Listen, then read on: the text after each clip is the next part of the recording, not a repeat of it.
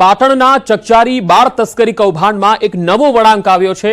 બાળ તસ્કરી કેસમાં એક નવા બાળકનો ઉલ્લેખ થયો છે। બાળકનું મોત થયું હોવાનું તપાસમાં બહાર આવ્યું। પાટણ એસઓજીની ટીમ આરોપીઓ સાથે જ્યાં બાળકને દાટવામાં આવ્યું છે એ સ્થળે પહોંચી સરકારી વિડીયોગ્રાફર અને એફએસએલની ટીમ, પેનલ ડોક્ટરની ટીમ અને મામલતદાર સહિતની ટીમ સ્થળ પર પહોંચી છે। સુરેશ ઠાકોરે પાટણના નિસંતાન દંપતીને આપેલું બાળક હાલ પાલનપુરના બાળ શિશુ ગૃહમાં સલામત છે। તો આ એક નવો જ ખુલાસો થયો છે। પાટણના ચકચારી બાળ તસ્કરી કેસમાં બાળકનું મોત થયું અને દટાયું એ સ્થળે તપાસ કરવામાં આવી છે અને તપાસ ટીમો છે એ ડોક્ટર સહિત અને મામલતદાર સહિત ત્યાં પહોંચ્યા છે। કેટલા બાળકોની તસ્કરી થઈ હતી એ હવે તપાસનો વિષય બન્યો છે। બાળકની તસ્કરીમાં કોણ કોણ સંડોવાયેલું છે એ પણ હવે તપાસનો વિષય છે। સુરેશ ઠાકોરે જે વાત મૂકી છે તેને લઈને હવે આગળની તપાસ થશે। પાટણના બાળ તસ્કરી કૌભાંડનો રેલો બનાસકાંઠા બાદ હવે કચ્છ સુધી પહોંચ્યો છે। આ કૌભાંડનો રેલો હવે બનાસકાંઠાથી કચ્છના આડેસર સુધી પહોંચ્યો। આરોપી સુરેશ ઠાકોર, શિલ્પા ઠાકોર અને રૂપસંગ ઠાકોરની પૂછપરછમાં વધુ નવા 2 નામ ખુલ્યા છે। બાળક વેચાણ કૌભાંડમાં અન્ય 2 શખ્સની એસઓજીએ અટકાયત કરી। પોલીસ તપાસમાં નરેશ દેસાઈ અને ધીરેન ઠાકોરનું નામ ખુલ્યું। નરેશ દેસાઈ આડેસરમાં બોગસ ડોક્ટર તરીકે કામ કરતો હતો। ધીરેન ઠાકોર પણ પહેલા ખાનગી હોસ્પિટલમાં કામ કરતો હતો। હાલ તપાસ હાથ ધરી છે। વધુ માહિતી મેળવીશું। સંવાદદાતા પાટણથી અશરફ જટ જોડાયા છે। અશરફ, એક નવો જ વળાંક આવ્યો છે અને તપાસ ટીમ હવે એ સ્થળે પહોંચી છે જ્યાં બાળકને દાટવામાં આવ્યું। હાલ શું કાર્યવાહી થઈ રહી છે ને હવે શું થશે?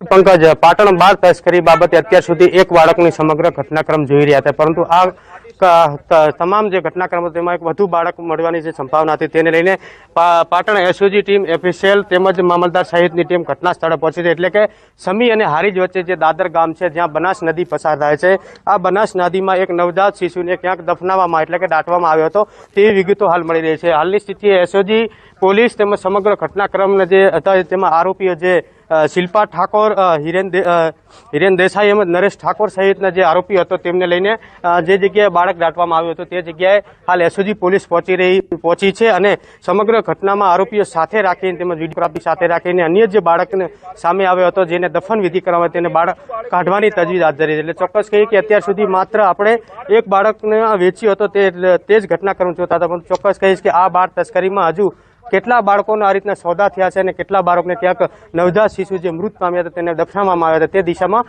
એસઓજી પોલીસ હાલ તપાસ હાથ ધરી ગઈ। એસઓજી પોલીસ હાલ ઘટના સ્થળે પહોંચી ગઈ છે અને તમામ જે આરોપીઓ હતા એમાંથી અત્યારે ધીરેન ઠાકોર, નરેશ દેસાઈ અને શિલ્પા ઠાકોરને ક્યાંક સાથે લાવવામાં આવ્યા છે। તેમ જે બાળક જે જગ્યાએ દફન વિધિ કરવામાં આવે એટલે કે દાદર નજીક જે બનાસ નદી પસાર થાય છે તેની અંદર દફન વિધિ કરવામાં આવતી ત્યાં બાળકને બહાર કાઢી તેના અવશેષો મેળવવામાં એટલે ચોક્કસ કહીએ કે એસઓજી પોલીસ લગભગ આ સમગ્ર ઘટનામાં પ્રથમ સુરેશ ઠાકોર જે બોગસ તબીબ હતો તેને પકડ્યો હતો, ત્યારબાદ તેની પૂછતાછમાં ક્યાંક શિલ્પા ઠાકોરનું નામ આવ્યું હતું। શિલ્પા ઠાકોર અને સુરેશની પૂછતાછ બાદ ક્યાંક બનાસકાંઠાના રૂપસિંહ ઠાકોરનો નામ આવ્યો હતો જેને પ્રથમ બાળક આપ્યો હતો, પરંતુ ત્યારબાદ આ છેડા ક્યાંક આડેસર સુધી પહોંચે છે અને આડેસરથી ક્યાંક નરેશ ઠાકોર।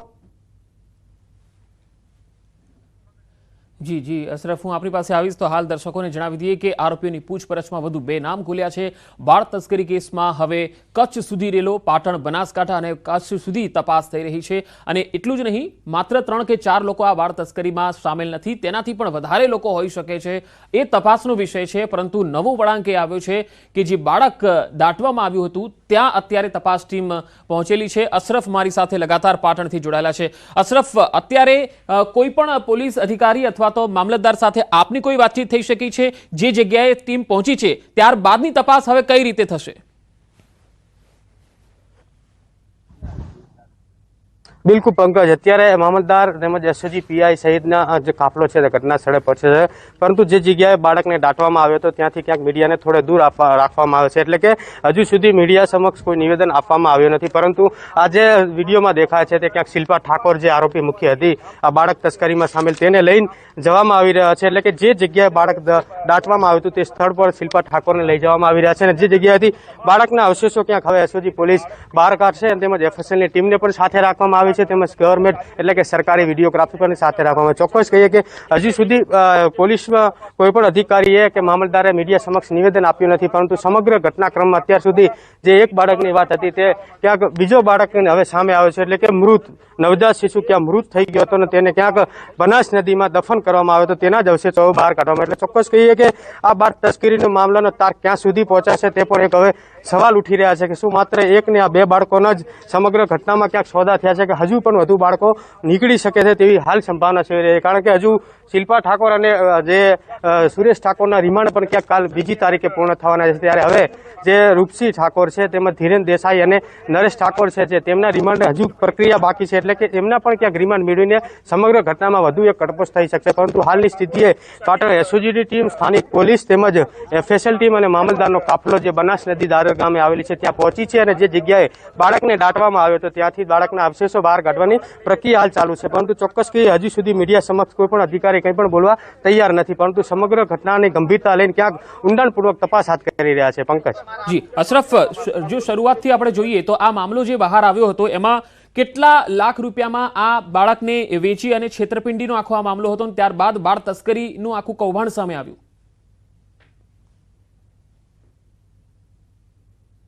પંકજ, સમગ્ર કાંડ છે જે સાંતલપુરના અંતરિયાળ વિસ્તાર જે કોરડા ગામ છે ત્યાં આલિશાન હોસ્પિટલ ખોલીને બેઠો બોગસ ડોક્ટર સુરેશ ઠાકોર ત્યાંથી આ સમગ્ર કાંડ બહાર આવે છે. એટલે કે સુરેશ ઠાકોરે આ નવજાત શિશુને 1.20 લાખ એટલે કે 1,20,000માં સોદો કર્યો હતો અને ફરિયાદી નીરવ મોદીને આ બાળક આપવામાં આવે છે. ત્યાંથી સમગ્ર ઘટનાક્રમ બહાર આવે છે. એસઓજીએ નીરવ મોદીની ફરિયાદના આધારે સમગ્ર મામલે ગંભીરતાપૂર્વક તપાસ હાથ ધરે છે અને સમગ્ર કાંડમાં જે પણ આરોપીઓ પ્રત્યક્ષ પરોક્ષ રીતે સામેલ હતા તેમને એસઓજી મથકે લાવીને પૂછતાછ કરવામાં આવે છે, જેમાં અત્યાર સુધી ટોટલ સુરેશ ઠાકોર સહિત શિલ્પા ઠાકોર, રૂપસિંહ ઠાકોર.